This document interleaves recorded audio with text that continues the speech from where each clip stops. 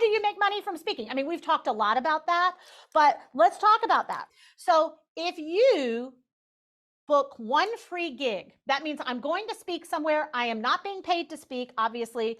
Maybe you're even paying to speak there. And there's only 25 attendees there. And you make a free offer. I showed you this yesterday. About 30% on the room on average is going to convert.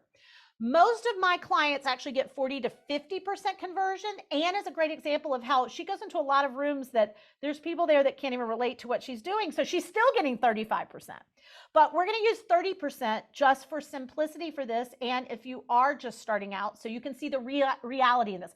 My clients just starting out, when they put this formula into place, when they get the right talk, when they have the right offer, when the offer is named the right thing, when they have their money mountain in place for after people sign up with them, that they know how to sell, they know how to scale, my baby beginners will convert 30% of a room, which means about 8 people, right, out of that room of 25 will take you up on the free offer.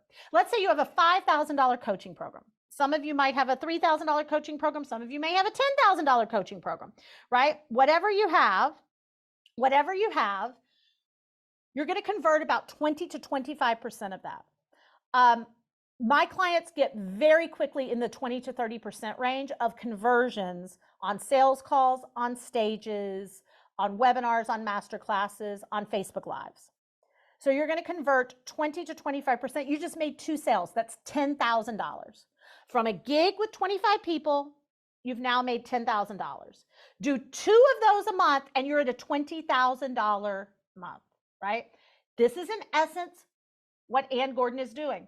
She does 1 to 2 speaking gigs a month, and sometimes she'll actually do more than that. And if she's making about $25,000 to $30,000 a month, she's having 6-figure quarters, and that's how she's generating $20,000 a month.